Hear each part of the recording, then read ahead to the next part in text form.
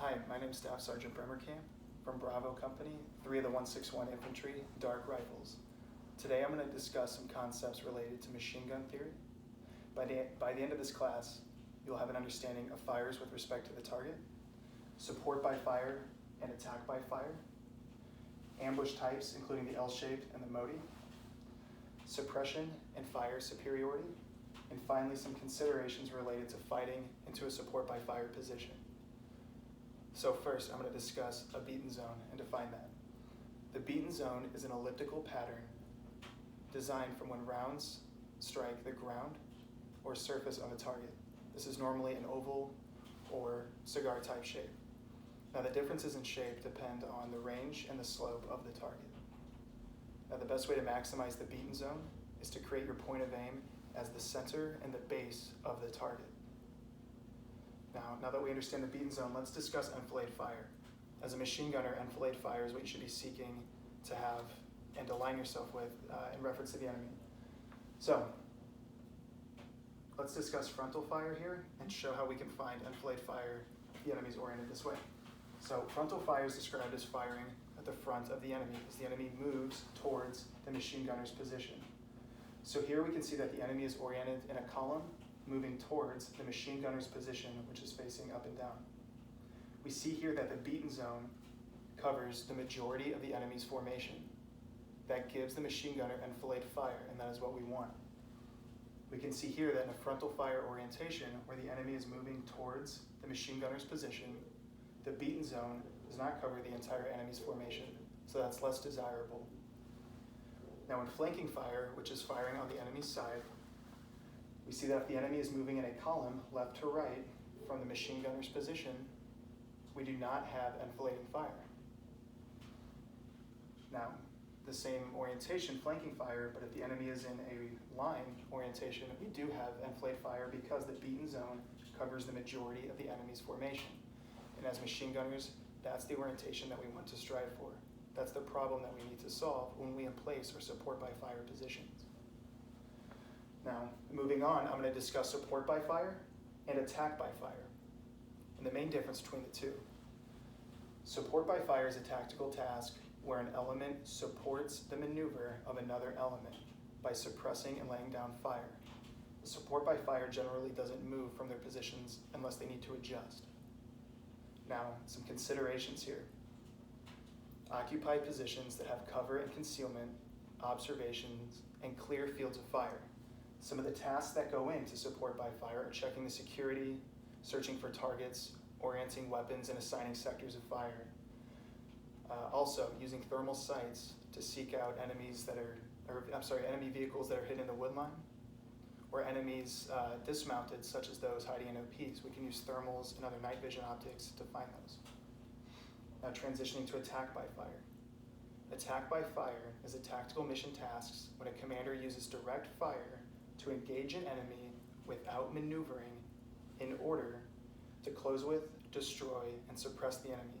This can also be used to deceive an enemy.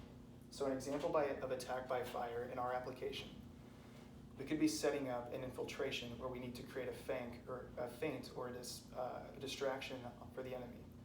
So an element could go into an attack by fire where they're not going to maneuver, but they're going to attack a corner of the objective. This creates confusion. It makes the enemy think we're going to maneuver from the same direction we're firing from, when in reality, we're infiltrating from another angle.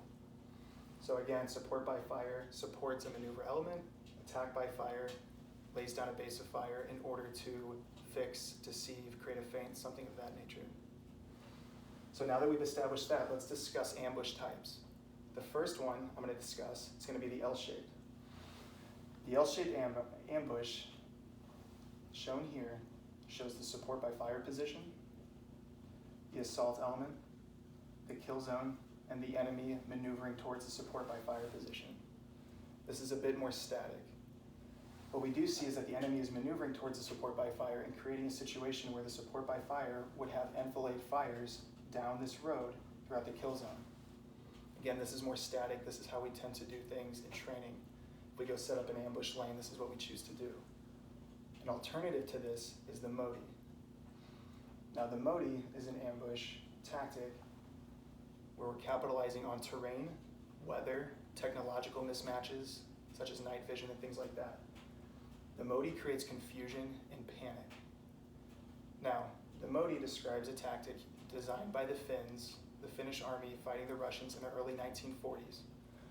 The Finnish would disperse and attack the Russians. Now, the Motti describes, the word Motti describes sawing up lumber from larger pieces of wood, basically creating smaller sections out of a larger section, and that's how they would fight. Now, the Russians saw this in Afghanistan in the 1980s, so it's pretty safe to say that the Russians are familiar with this type of operation. Now, some of the steps here before I describe kind of the higher level concepts are to locate and fix the enemy, isolate the enemy, and then attack to destroy. So the Motti is fought in infantry country. If there's some kind of mismatch, we can overcome that technological or weapons mismatch by creating panic, confusions, diversions. And this is usually done at the squad level.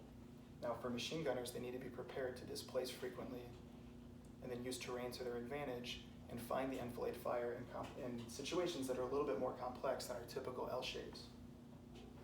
Again, the Motti, like I said, uses terrain, creating channels and isolating the enemy to fixed routes so that we can attack and create confusion.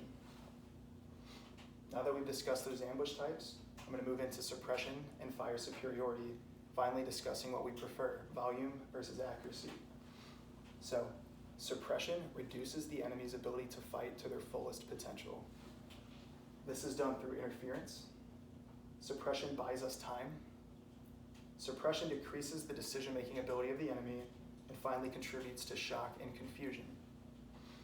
Now, fire superiority, on the other hand, is a situation where greater accuracy or volume than the enemy is achieved, and it allows an element to maneuver without taking mass casualties. And these are both important in different contexts. Now, suppression can be useful when an element is maneuvering. Fire superiority can be very useful during initial contact to create just an overwhelming force of fire. Now to discuss volume versus accuracy, which is preferred. Volume is preferred until the foothold is established. So from the breach to the foothold, we prefer a higher volume of fire. But this isn't sustainable long term. This leaves us vulnerable to counterattacks. If we keep that higher level of volume all the way through the engagement, we run the risk of running out of ammunition.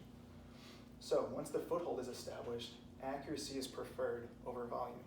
Again, that accuracy allows us to conserve ammunition and keep ourselves prepared for a counterattack.